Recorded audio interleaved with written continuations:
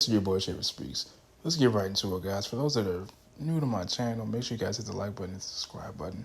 And I also talk about Marvel and DC related content. And with that said, let's get into tonight's review about Black Lightning Season 4, Episode 7, Painkiller. Yes, you read that right. We're talking about Khalil's other half and Khalil himself. And I was waiting for this episode, man, because I know this is going to be, unfortunately, the last season of Black Lightning. I'm so sad to see it go. But luckily, they're doing a spinoff show titled Painkiller, and I'm just looking so much forward to this, man. I really cannot wait for this spinoff. I mean, I'm looking forward to it. Honestly, I am, because it's just I love the character, man. I just love the duality of it. In fact, speaking of duality, that's literally what this episode was about. We got not only got the chance to catch up with Khalil, see what he's been up to in Akashic City, Akashic Valley.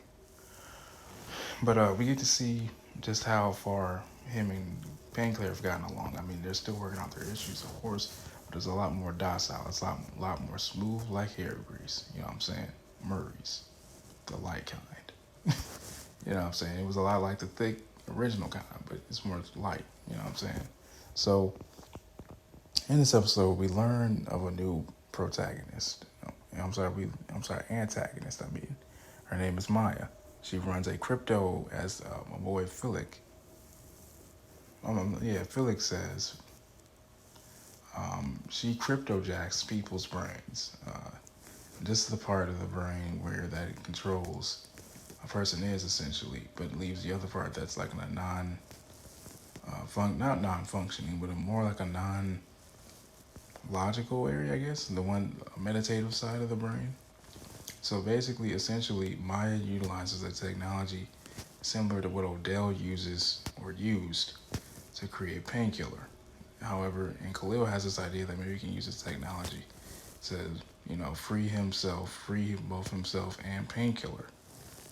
But I essentially think, just right off this episode, right off the bat, and I could be wrong about this, and this is just me theorizing, just throwing a hunch out there, I feel like that technology will actually make them more in sync than ever. Synchronicity. The Akashic, a lot of, I've heard of the Akashic so-and-so before. I really have. The Akashic Records, there you go. The Akashic Records before. I don't really know, like I said, I don't really know too much about it, but I believe it has something to do with synchronicity, one's energy, and this duality. Understanding your light and shadow self. At least that's what I believe it means based off of what I can gather from it. But anyway, you see, Khalil has his own little family. He has his boy, cousin Donald, who was a former ex-military guy. I believe he said he was in the Marines, suffering from PTSD really bad, and took pills, washed it out with some whiskey. Khalil finds him and cleans him up, and he was brought here. Khalil showed him the way. Same thing with Philippi. Philicky. And so, or however his name is said, I apologize.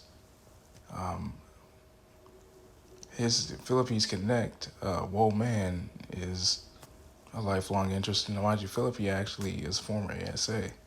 Khalil found him in alcoholic and just in a bad way. And Philippi helped him find the ASA's millions cash. And with that money, they funded the bar that Philippi wanted to face his demons, to help him face his demons, and so on, which I thought was really smart. Really nice bumping joint. You see Grace and Anissa there for their honeymoon. A weird guy with a camera, but it doesn't take pictures. They use it to scan people's brains, and that's why you see Khalil finds that technology by Maya, who happens to be the daughter of, you guessed it, Odell, who's still alive after Khalil shot him in his damn spleen. And so I'm thinking, well, has Maya taken over Odell's position, or is she simply taking what Odell used and simply making it more digitized and more advanced? Because Khalil thinks that he could use what's on those computers of those people that have been cryptojacked, that he could use that to, like I said, create some synchronicity within himself, with Painkiller. We learn that Painkiller actually has a lot of remorse for the things that he's done, due to the fact that he feels like he's been in so much pain because he's more so afraid of Odell having having him kill people, innocent people. The fact that killed Painkiller hasn't been able to kill the Pierces, Anissa to be exact, because he almost did that in tonight's episode. Has really weighed on him. But then also he feels bad because he killed their mother, Khalil's mother. He said, look, that was my mother too. Right before Maya put everything on self-destruct mode, the lab. And so they're getting their headway. You know, I'm looking forward to it. But you see Khalil sit down with Anissa and he says, look, don't tell Jen where I've been. You know, he wants to face Jen, a brand new Khalil, brand new man. I can't knock that at all. I really can't, because I am that same exact way myself. I don't want to ever approach a woman at my very least, but at my very best. And I know that might seem a little too much, maybe a little egotistical to some, but that's fine by me. But I just like to be at my very best whenever I face someone I hold my heart out to, you know. But I could tell that there's some vibes going on between Woe Man and Khalil there. So who knows what happened with that? I mean, Woe Man gave him some nice ass toys. He gave her that bag, and well, you know, he got strappy. For my those that like to Twitch and stream on Twitch, that's my Twitch handle right there. That's my catchphrase, actually. My Twitch handle is Schaefer Speaks 419. That's what you'll see your boy do his live stream. So go ahead and follow your boy on Twitch at Schaefer Speaks 419. That's where you'll see your boy get strappy like Khalil and Painkiller. I love that synchronicity that they did show here tonight in tonight's episode as well, where you basically essentially you see him go like, okay, PK, it's on you. He's like, all right, about damn time.